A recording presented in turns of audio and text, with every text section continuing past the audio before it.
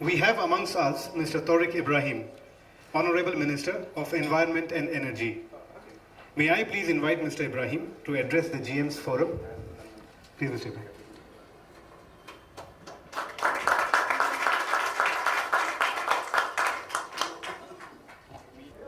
Bismillahirrahmanirrahim, and a good afternoon to you all.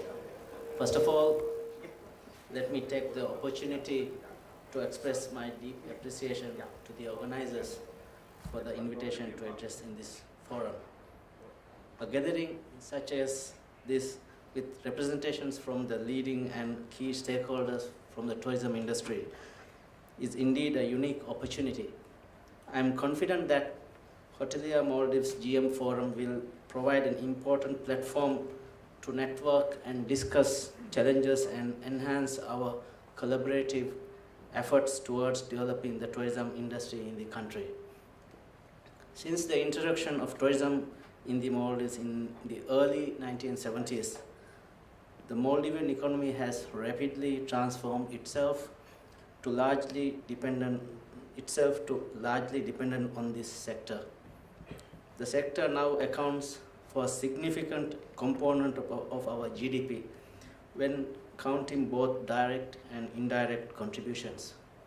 The sector further serves as a link and a stimulus to almost every sector of the economy, including transport, construction, trade, and financial services. The government recognizes the vitality of the natural environment to the sustainability of the industry. Environmental considerations were incorporated into the very first regulations developed for the sector in 1979. The Tourism Act of 1999 specified that all tourism projects must undertake an environmental impact assessment prior to initiation of a project. In 2006, a separate regulation dedicated to protection and conservation of environment in the tourism industry was adopted. This regulation covers a wide range of areas, incorporating environmental considerations into all stages of tourism development and operations, from protecting the environment during the construction through the protection of biodiversity and waste management, wastewater treatment, and water storage operations. Ladies and gentlemen, given that the mainstay of the Maldivian economy is dependent on the quality of the environment, sustainable management of natural resources is of the key priority of the government.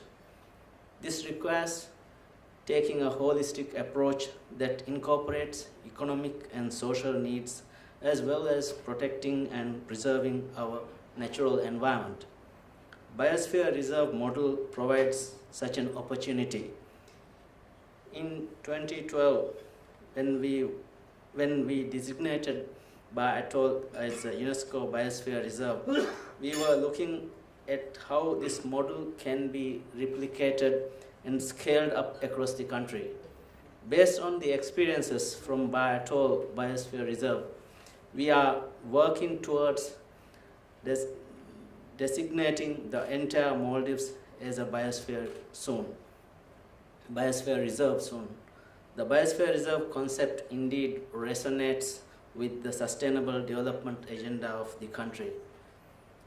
To work towards Maldives as a biosphere reserve seeks to create a model of sustainable development through conservation and restoration of the country's environmental assets. This includes the introduction of a coherent network of coastal and terrestrial protected and managed areas. This will be complemented by transformation of the economy through low emission development strategy and the consideration of conducive governance. No doubt, the success of this model is contingent with forging new partnership with horizontal and vertical, both horizontal and vertical. The government is committed to work with all stakeholders to achieve this important goal. Ladies and gentlemen, Maldives as a biosphere reserve will indeed be a transformational change. It is also an exciting opportunity. As the leaders of tourism industry in the Maldives, everyone in this room is uniquely positioned to contribute to this work and act as a conduit towards this change.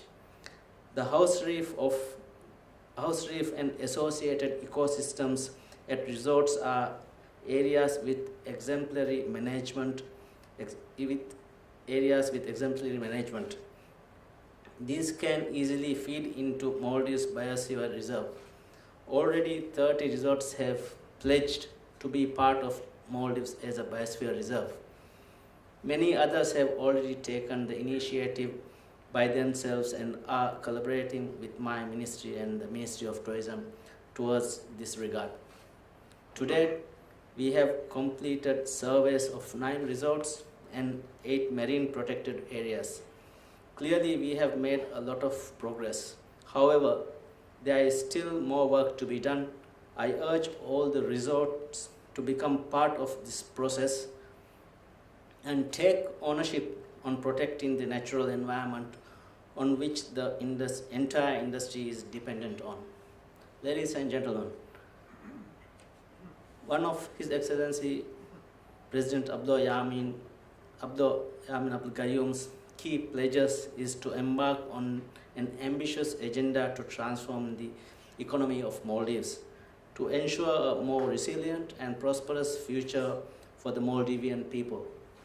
Resource efficiency will no doubt feature as a vital component of such an agenda. As an industry, in an industry which uses a significant amount of resources, the tourism industry can do much more to reduce their material and carbon footprint. From sustainable sourcing to waste minimization, particularly reducing food waste, the tourism sector can significantly contribute towards achieving this goal. Ladies and gentlemen, with your indulgence, I would like to briefly talk about the Sustainable Development Goals. In 2015, the world came together and adopted 17 global goals for development. This provides an overarching guide for countries to mobilize and catalyze action towards more sustainable and inclusive development. Substantially realizing these goals require the continued partnership and support from all stakeholders. It requires not only governments but also the private sector, civil society, communities, and indeed individuals to take collective action and responsibility. The tourism industry can play a vital role in this, from eradicating poverty and access to basic services, to promote decent work and inclusive economic growth, not to mention combating climate change and protecting the environment. The support of the tourism industry will be critical to achieve these goals in the Maldives. The rallying call for SDGs is leave no one behind. So, in doing so, we must not focus on achieving a specific goal at the cost of the others. The goals are inextricably linked and mutually reinforce one another. SDGs cover the entire spectrum of human development. Sustainable development shouldn't be seen as merely an agenda for governments. It is up to all of us to derive this process. I am happy to note that many private sector partners continue to contribute towards the holistic development of their communities. We must intensify these efforts. We must work towards embedding the idea of sustainable development into our businesses and daily lives. And empowered people are more inclusive economic growth and resilient environment will no doubt help businesses to grow. Sustainable development makes better economic sense for individual companies and for entire society. Ladies and gentlemen, this year's theme for International Day of Biodiversity is Biodiversity for Sustainable Development. Additionally, 2017 has been designated as by the UN as the Year of Sustainable Tourism. Both of these coincide with our plans to designate Maldives as a biosphere reserve. Some may call this serendipity. I call this opportunity. It is an opportunity for us to intensify our efforts, catalyze our action, and channel our consolidated work. Ladies and gentlemen, I do not intend to take much of your time. Before I conclude, let me once again thank the organizers for bringing everyone here today. I wish a successful meeting ahead. I assure you of the government's commitment to work with all stakeholders to ensure the integrity of our natural environment. I thank you.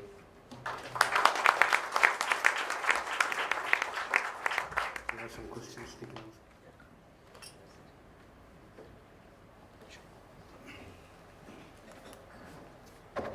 Honorable Minister is ready for taking some questions should you have some.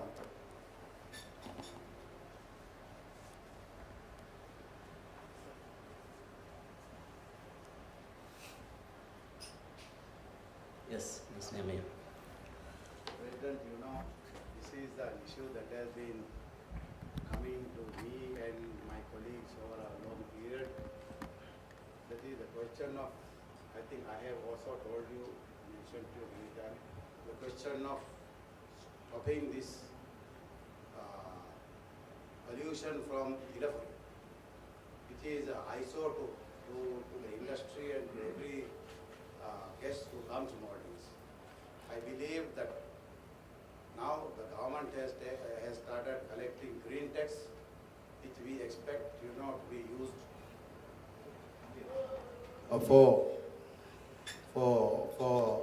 green issue to address green issues such as this, to make the climate more acceptable to today's living standards. So I would like to know what is the status of this project. Thank you, MU. Yeah, that's a very good question. I think it's an important question that we should discuss today. Let me first of all start going back 3 years back when President Yamin government came when he assumed office. There was no proper waste management on all the islands. If you look at Malé, if you look at the islands, there was no proper waste management system. But after on 2015, we have actually developed the first waste management policy in the Maldives. And in the policy, one of the main issues or main things that we have highlighted is that we must have waste management centers on every island, inhabited island, by end of 2018. So that's what we are working, because one of the areas where we found that waste is being not properly managed is in the islands. It just finds its way to the ocean. So now we have started building island waste management centers throughout Maldives. And Maldives is now divided into 7 regions. Each region will have a regional waste management center. And we have already built the first regional waste management center in Vandu. We are in the process of now commissioning. All the incinerator is there, it's already already installed, and we will be commissioning the incinerator next month. 26th, the commissioning engineers is coming by next month.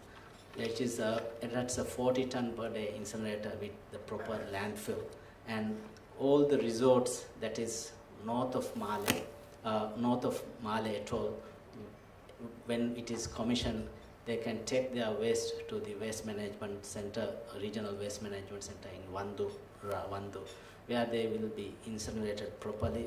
The emissions is kept to the international standards. After the incineration, it will be kept properly in the landfill. So, and also we are now doing the first zone, that is Halif Hadal Shabeni zone, where we are doing again a similar system. Waste will be collected from all the islands by using landing crafts and other mechanized barges. Similarly, we are doing the same in Addu region and the rest of the region. The 7 regions we are at different stages. Addu, we have finished the design, and we are waiting for the tendering process to start. But I think what MU has just mentioned is more critical is Tilafushi and Male region. Even Male, if you look at, if you go back a few years back, or even now, if you look at it, we don't have proper waste collection system in Male, if you look at it. So it's all expatriate labor force, which they collect from their homes or apartments and carry it on the road, and it's carried very randomly and without any covering. So it is not done properly. So we have now developed a system through Waste Management Corporation, which is a newly formed company, to government-owned company, to do the waste management of Male area, especially Male area, where we have started collecting waste from individual households, and we have now, it's open to half of Male now, but by the end of this month, beginning of May, it will be open for everybody, all the households in Male. Once they register, the waste can be collected at a fee, and it will be collected and transported to the waste transfer station in a proper way, covered proper way. So if you look at the new facility we have developed at the southwest end of Male, it's a new reclaimed area. You will see all the compactor trucks, all the tricycles, which can go into the narrow roads of Male, where it's a battery operated tricycles. So we have started doing. So hopefully by June, end of June, we are trying to stop all the expatriate workers who are taking waste illegally or taking waste not in the proper fashion. They will be stopped in Male. You will not see, by the end of the year, hopefully, you will not see anybody taking waste just in open containers. And I think the most important thing is what's happening with Tilafushi, because Tilafushi is the main focus. With Tilafushi, we have started work with ADB, Asian Development Bank, and also we have now started designing. Designing is almost completed. Male and Tilafushi waste management area is being designed now, and we will be getting the first draft of the design and feasibility documents end of this month, and it will continue until June. But by then, what we are trying to do is also to start the first phase of reclamation, where we will be having a smaller incinerator at Tilafushi. We have already tendered for the incinerator, and the tenders we have received. Also, we are trying to have baling equipment at Tilafushi to bale whatever is not composable, so that it can be compacted and then kept it.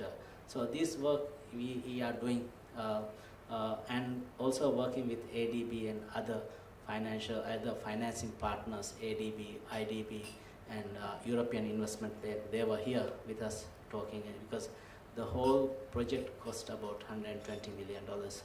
That is Male and Male region. The Male region consists of Male, all the islands in Male, and also in Ariatol, Difalifa, Liftal, and Wab. Because the amount of waste that is going into Tilafushi, we really don't know how much, because there's no weighing machine at the moment. But what we estimate is about between more than 300 to 400 tons of waste goes every day to Tilafushi. Out of that, there will be composable waste and R&D waste and stuff like that. So we are working on it, and we have done the designs, and hopefully towards the end of the or the third quarter of the year, this year, we will have all the designs, and ADB, the consultants are here working with us at the moment, and from there onwards we will know the exact layout of the incineration facility, and from there onwards we have, even now we have started the financing and hope to see development works by the end of the year. That's what our plan is.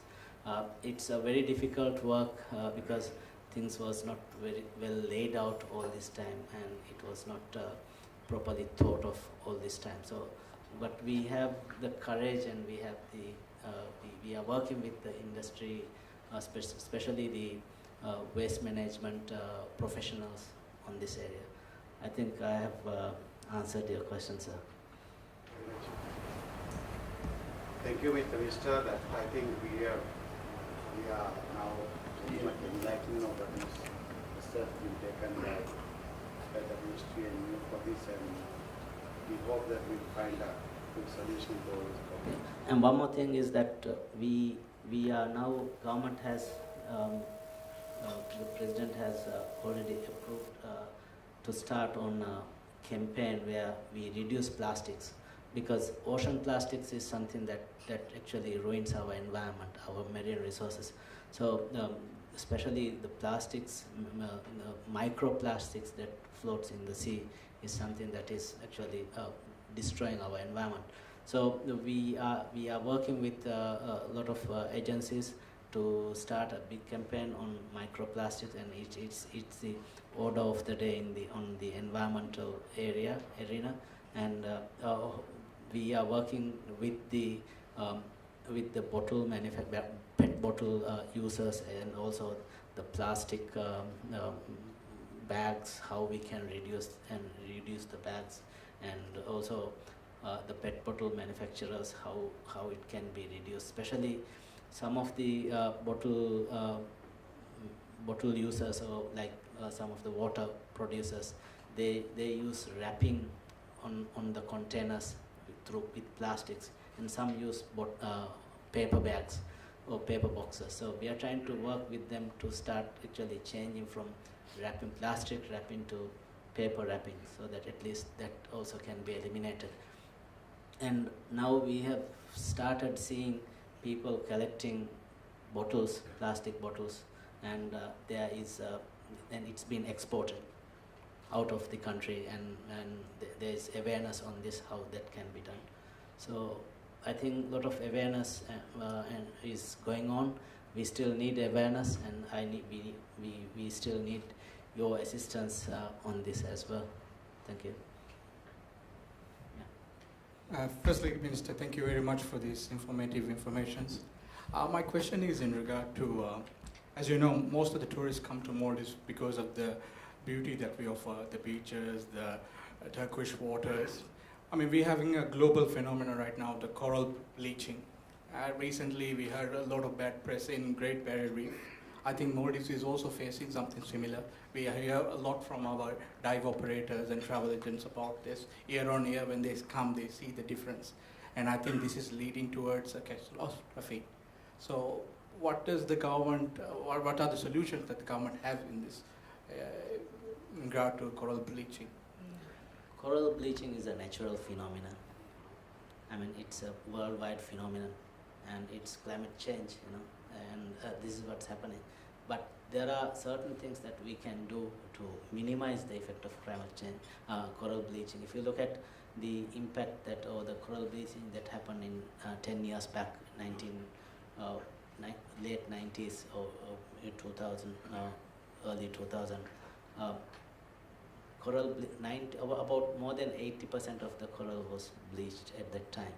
But during the past 10 to 15 years, most of the coral came back.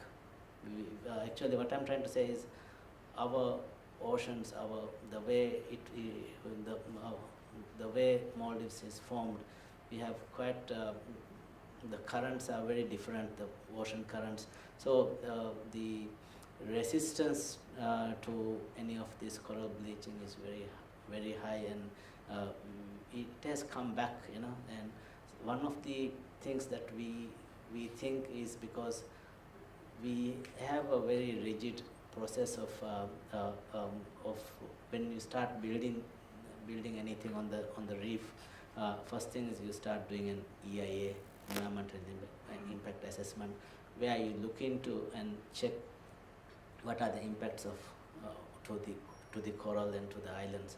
But I think although some of the developers, they really don't go into really don't stick onto what is there on the environmental impact assessment. But I think every developer has on their back of the mind that this is the area where every tourist come to Maldives to see our nature, our underwater, what's there. So I think there is a sense of eagerness to protect what is there. So I think everybody at some level protects the work, or or reduce the damages to the environment. So what we feel is that because of the environmental impact assessment and the awareness that has been created with the developers and also with our with whoever works in the Maldives, because of the awareness, so the impact that came during the 10 years back, and even at that time, that was reduced, and it survived because of that. And then even recently, I think last year there was a coral bleaching, and what the results we are getting is about more than 60% of the corals are bleached. But I think it has come back. A lot of coral has come back, but we are again forecasting coral bleaching this year, but it has not come to our shores yet. Hopefully it will not, but I think Great Barrier Reef, we have started seeing the effects of coral bleaching. But I think it's mostly now what we foresee, what we think is that it is because due to the effects of climate change. This is happening so often. Any other questions?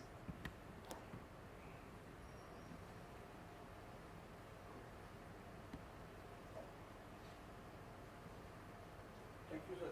Thank you, sir. I just want to bring to your notice that the great amount of reclamation that is going on here, and the reclamation here is bound to have some impact on our coral reefs and the whole structure of Maldivian archipelago. So I just want to know, how much you are concerned about this and the impact of it. Yeah, that's a good question. I think reclamation is something we have been doing now for a long time, but I think the frequency has changed now. It has changed because of the new technology, which is like you can take sand from deep sea and then bring it to the shallow lagoons and pump it. What we have seen in Hulumale recently, the phase 2, when it was dredged and reclaimed, there was proper environmental guidelines laid to make sure that all the silt that flows out to the sea is properly contained and it goes at a slow speed to the ocean. That is one area that we need to start monitoring and those safeguards should be in place, and then it should be monitored. And what we have seen in Hulumale area is that initially, when during this reclamation stage, there was a lot of silt settling on the coral reefs, but after few months, about after a month or so, because of the strong current it has washed out, and the coral, there are some amount of coral died, but it has started coming up.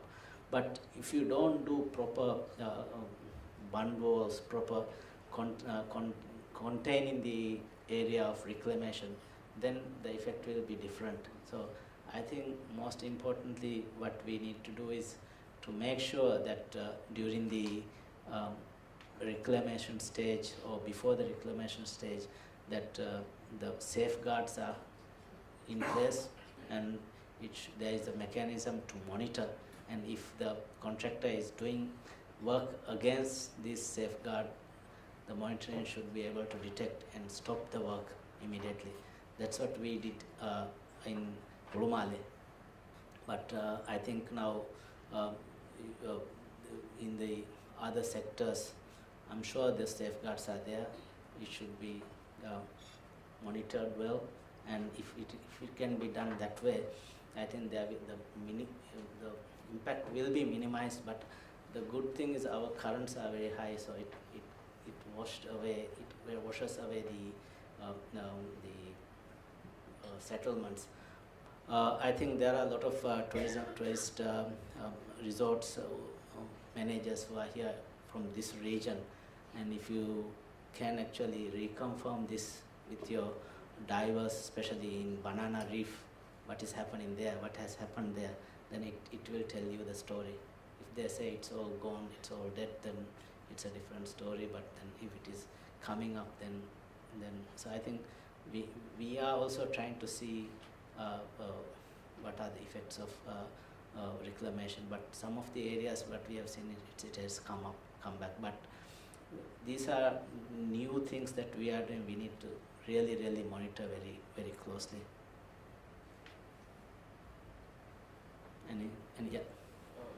Minister, can I ask a question about what happens to the current when there are new reclaimed islands or extensions?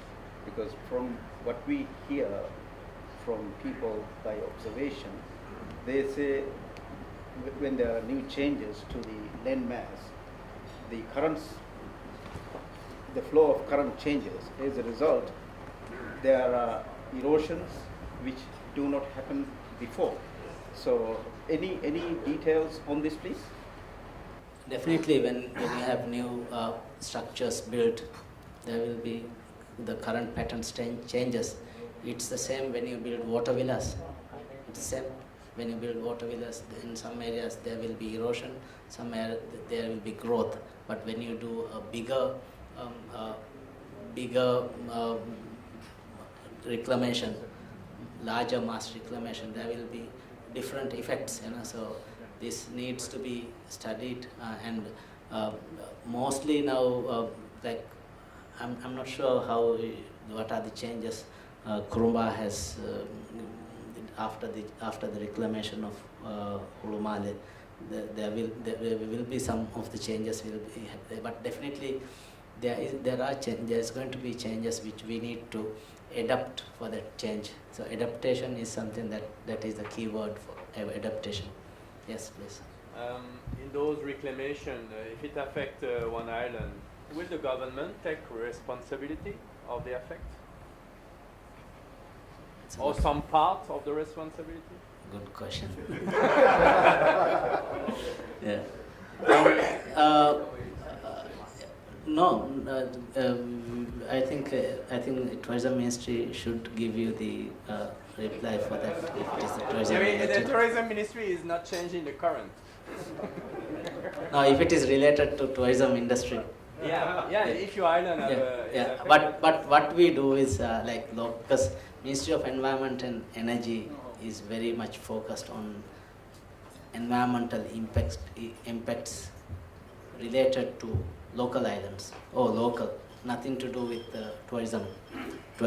All the tourism industry projects is now looked after by the tourism ministry. But as for us, when we do the environmental impact assessment, because you cannot really forecast or tell that this will happen, but there are ways that the engineers or the environmental impact assessment engineers can tell this may happen. So in that case, what we do is that we monitor, and on the local islands, when you do that, there is government has actually embarked on protecting on the other part of the island, because that happens when we do harbors. When we do harbors in our local islands, that straight after harbor is developed, then there will be erosion on the other part. So we cater for that.